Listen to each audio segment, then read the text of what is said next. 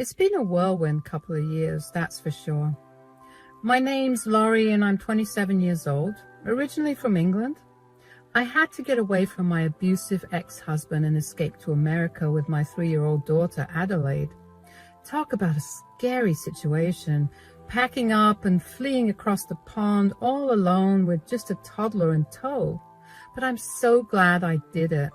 Staying would have just subjected my baby girl to more trauma, witnessing that toxic environment.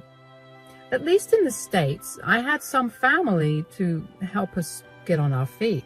Those first few months here were so tough though, trying to get settled, find a job, all the while dealing with the emotional turmoil of leaving behind everything I'd ever known back in the UK. There were nights I'd cry myself to sleep, wondering if I'd made a huge mistake. How could I provide a good life for my daughter practically on my own in a strange new country? I never thought I'd take a chance on love again after what I went through with that monster ex of mine. The physical and mental scars from his abuse ran so deep, you know? It felt like part of me had just closed off and accepted that I'd be a single mom struggling to make ends meet forever. But then, a few months after arriving in the States, I met Reed, and my entire world shifted. He's a 30-year-old baseball player, a total hunk with arms like tree trunks. Stupid handsome, you know. He had this undeniable charisma about him too that just drew me in from the moment we met through a mutual friend I had managed to make at the airport. Talk about small worlds, huh? We hit it off instantly. His smile, his charm, his sense of humor, it all worked its magic on me hard and fast. I tried to take things slow at first, though. Didn't want to rush into anything after my traumatic past, especially with Adelaide to think about. My baby girl had already been through enough. I'm just not sure I'm ready to put myself out there again after everything. It's been really tough. Of course, I'll take it at whatever pace you need. I just think you're wonderful, though, and Adelaide is a total sweetheart. I'd love to spend more time with both of you. I can't stop thinking about you. You make me so happy. Ladies, take note. This is what we call love bombing. Anyway, I try not to beat myself up too badly about all of this because I don't know any better. And how could I? Reed was just different, you know? Ugh, aren't they all at first? So be patient and understanding about my situation as this beat-down single mom just trying to get her life back on track. And from day one, he adored Adelaide. He was a total natural with her in a way I'd never seen from a guy before. Not even her own father had a better grip on her than he did. Seeing how amazing Reed was with my daughter definitely made me fall for him hard. Call it trauma bombing or downright stupidity, but before I knew it, we started dating after 3 months of knowing each other. Things were going great and I couldn't have been happier. We were moving really fast, but you can't see red flags when you wear rose-colored glasses, right? So just 8 months after going steady, this too-good-to-be-true baseball hunk of a stud got down on one knee and proposed. We were on vacation in Fiji, and that's when he popped the question right on the beach in the dead of night, with the beach lit up with all these beautiful candles. I was over the moon, completely dazzled. For the first time, I really felt like I could have a family I'd always dreamed of, a loving partner and a stable home for Adelaide. I mean, I couldn't be a single mom forever, right? I didn't deserve that, and neither did Adelaide. When we arrived back home from our little vacation, his mother greeted me with beaming eyes. I was so shocked to see someone so accepting and kind. She was your typical American mother, plump and kind, just a bowl of happiness ready to give and give and give, and she absolutely adored Adelaide. She would always take care of her, which is what she did when we went to Fiji. And when I came back, Adelaide was as happy as could be, telling me that she enjoyed her time with her Gram. Gram? Oh, couldn't you just die? She's such an adorable sweetheart. She started calling me that after you two left. Oh, bless her heart. Soon she'll be calling me Daddy. What? You proposed? Oh, Reed, you said you'd do it when I was present. I wanted to see the look on her face. Sorry, Mama, that was the plan, but, well, I just couldn't help it. I just couldn't go one more day knowing that I didn't claim her as mine. My fiancé, and very, very soon, she'll be my wife. Oh, my goodness, I'm still reeling from everything. I just can't believe that you'd want to be with someone like me. Well, you better believe it, baby. I'm in this for the long haul.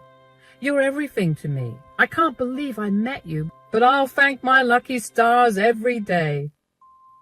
We moved right into Reed's gorgeous house right after the proposal.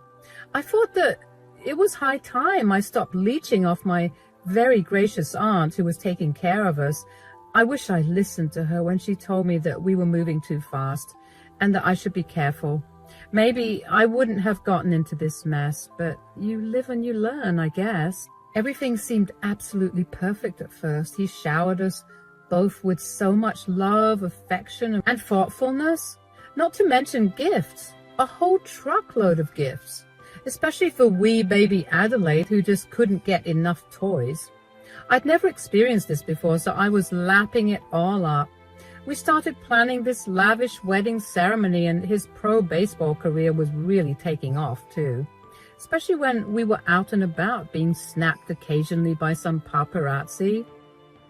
He had some worries about making it big, considering he was already 30 years old, but I believed in him, and he was doing everything in his power to put himself out there and make people know his name. But I didn't care if he was going to be the next Babe Ruth. I was just deliriously happy with my man, you know, like I'd finally found the light at the end of a long, dark tunnel. That's what made the truth about Reed and his mother so hard to accept when I discovered it, and why I was completely blindsided by the whole sickening thing. It all started when I was on our home computer one random afternoon, just trying to find some remote job opportunities online or build a hobby I could monetize, like a blog or something. I still wanted to have my own income stream, some sense of independence, you know. Well, I pulled up the email app without thinking, since Reed had left it open after using the laptop earlier that day, and that's when I saw it. A bunch of emails from his mother, Gail, that just made my blood run ice cold.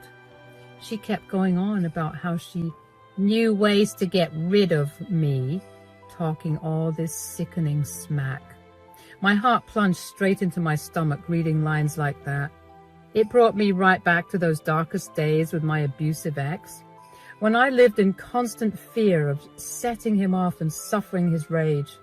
I started shaking uncontrollably, feeling sick to my very core, because in those emails, Gail talked about planting false evidence to make it look like I was an unfit mother who abused sweet little Adelaide. Her whole plan, which apparently Reed was in on too, was to turn him into a single dad caring for his daughter alone. Why? So he could be rebranded as this upstanding all-American hero in the public eye instead of some washed-up athlete with a troubled past. Don't you see, sweetie? This works out perfectly. We'll start now so that when the time comes, let's say in about a year or so, the judge won't even entertain any idea of giving her any custody. By the time we're done with her, she'll wish she was back home with her baby daddy. We need to be careful about this, Ma. This could go really bad if we don't think of every single step. Don't you worry, sweetie. This is going to work out just fine. She's so gullible, too. What sort of woman would sign her life away to a man she hasn't even known for a year? What did I tell you, Mom? It's the glitz and the glam. She thinks I'm swimming in cash, but she won't know what hit her when she sees me on a yacht while she's rotting away in prison. Apparently, my future mother-in-law thought positioning Reed as a sympathetic single father would be amazing PR that could revive his baseball career. Just crazy.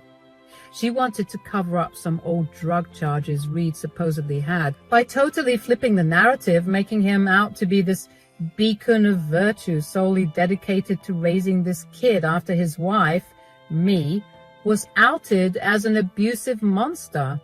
Can you even believe that? Using an innocent child as nothing more than an image ploy. It made me feel disgusted. For most of my life, I'd been the one abused and mistreated, the one cowering in fear, but not this time.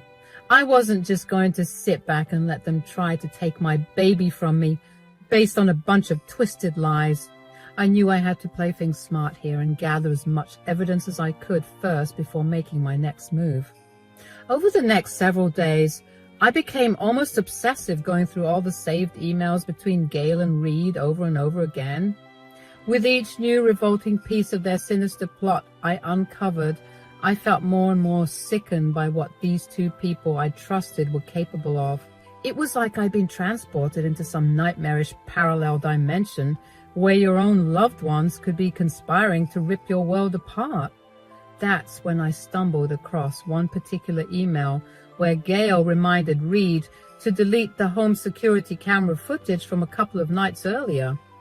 Apparently the punk had some kind of surveillance system installed without me knowing about it. His response to that email from dear old Mom, silence. He never said whether he'd gotten around to scrubbing that security tape. Well, that just opened up a goldmine of opportunity for me, didn't it? I waited until the next day when I knew he'd be gone to go on some press tour to make my move. I went rummaging through the security system, and sure as hell, there was crystal clear video from a few nights prior of Reed and his mother discussing their whole sick plan to take Adelaide from me.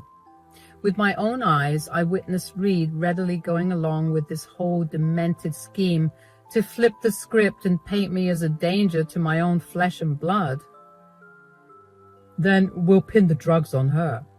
Yes, exactly. We'll say that you were protecting her all these years and that you knew her from a long time ago. And that those drug charges I got were actually meant to be hers, but I was just covering for her. Oh my goodness, you're a genius.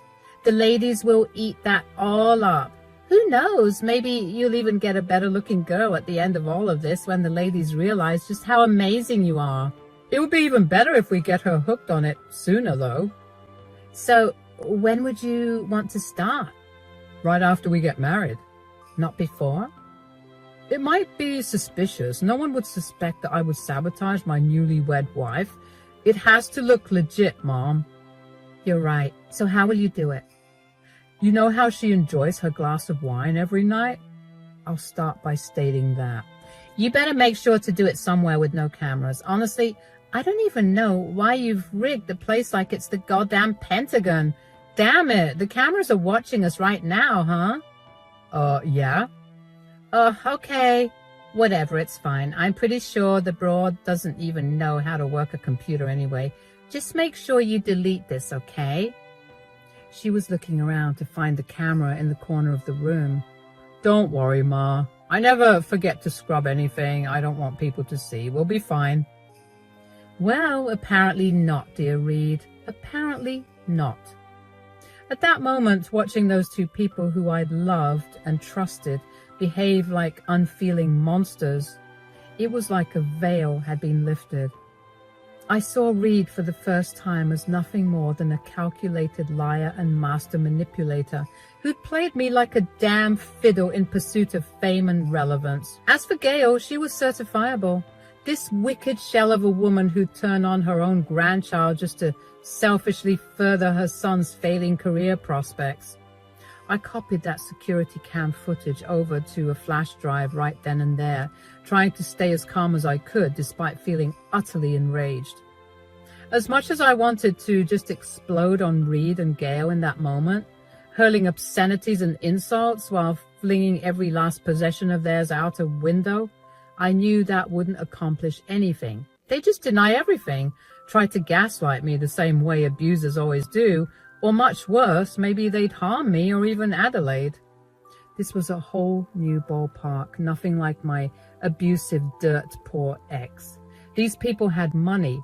And if they were planning on planting false evidence on me, I'm sure they'd be able to do it in such a perfect and seamless way, making me look crazy because they could pay whoever to say and do whatever. Very scary stuff. I needed to catch them red-handed somehow, get this vile pair to openly admit to their twisted scheme in a way that could never be disputed, a way that would completely destroy their credibility while proving my innocence beyond any shadow of a doubt. It was risky, but I started formulating a plan that would expose them as the depraved liars they were on an enormous stage.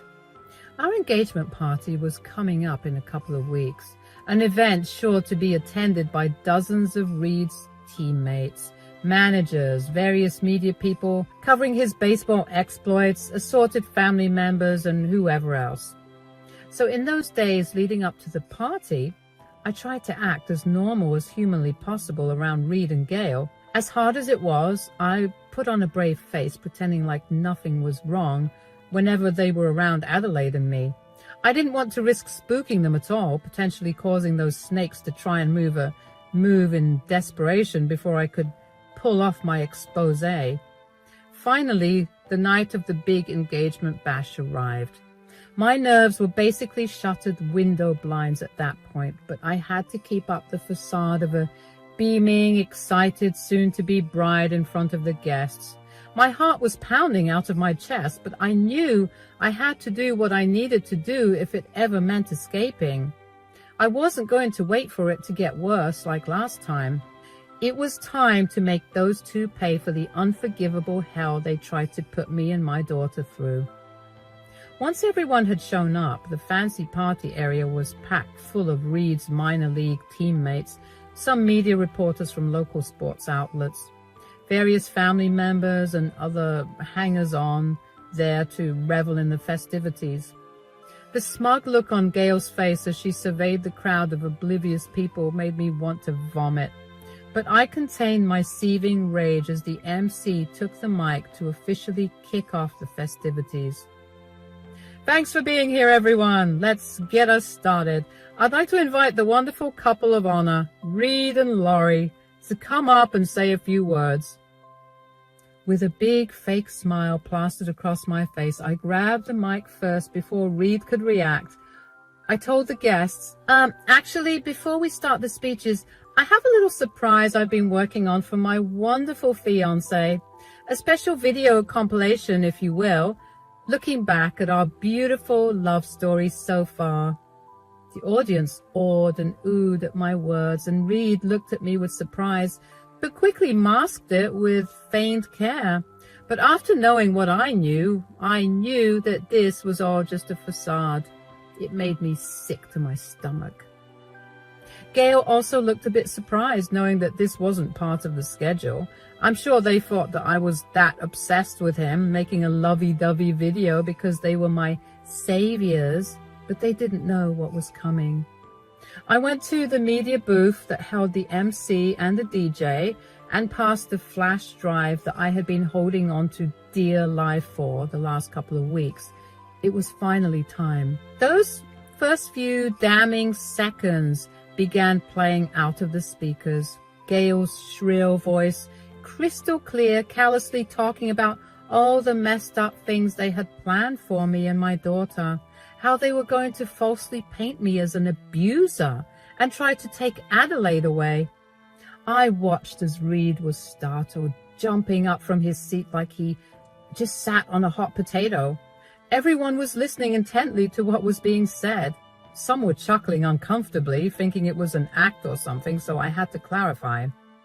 Not too long ago, I discovered the real reason why Reed and Gail were just over the moon excited to be part of me and my baby's life. They were trying to use me, to use my baby girl for their own gain, and this is the proof. Everyone was murmuring now, and Reed was shooting daggers my way, wanting to lash out, but wanting to save face as he could hear the paparazzi cameras clicking away at the drama that was unfolding. Everyone was shifting uncomfortably in their seats, murmuring, looking appalled while their vile secrets were suddenly blaring for everyone to hear. He seemed paralyzed all of a sudden, searching for an ally in the crowd, but it looked like even his teammates were perplexed at this behavior. He was as pale as a ghost. He looked stupid, like a deer caught in blinding headlights. Gail was pale too, not believing what was happening. I'm pretty sure she was mentally cursing Reed out for not deleting that footage as she asked. I guess somewhere in dreamland she realized something, because that's when Gail finally snapped out of her stunned trance and gunned for the booth, trying to unplug the screen that was held up and shut the whole thing down. But it was too late. You evil, deranged hag. Everyone had already heard the majority of the footage, and the people were not pleased one bit. Somebody stop this right now. DJ, pull the plug. I order you. I'm paying you, damn it. Gail shrieked at the top of her lungs, stumbling forward as fake hysterics overtook her bony frame. At the same time, Reed just stood there with his jaw hanging open, seemingly incapable of forming any coherent words to explain away the despicable conspiracy that had been exposed. Boos and shouts of disgust immediately filled the entire venue as the assembled crowd absorbed what they were witnessing. The up-and-coming hotshot baseball star with his ever-loving and supportive mother revealed as total frauds who had been planning to set me up as an abusive mother just to cover for Reed's tarnished reputation. People started loudly accusing him and his mother of being grifters, con artists, and abusers. It wasn't looking pretty. The media people scrambled to capture the shocking implosion that was unfolding right before their eyes. I just stood there, a satisfied grin spread across my face, as those two repulsive snakes I'd somehow fallen for had their true appalling colors bared for all to see. The celebratory mood at the engagement bash was officially in the gutter. Nice job, you heartless sociopaths. Reed finally seemed to regain just enough of his senses to attempt some half-hearted, last-ditch damage control. It's just a prank, everybody. You know me and my mom. We're just joking around. We would never do that. Come on, dude. After that clear-as-day recording, did he really think people were going to buy that laughable excuse? Not a chance. Get out of here, you freaks! A gruff voice hollered from the back of the crowd. That kick-started an all-out descent into total chaos as the party devolved into an uncontrolled riot seemingly within seconds. I guess nothing is off limits in the days of cancel culture, hey? The people were essentially forming a mob, and they weren't going to stand for this blatant misogyny and hatred.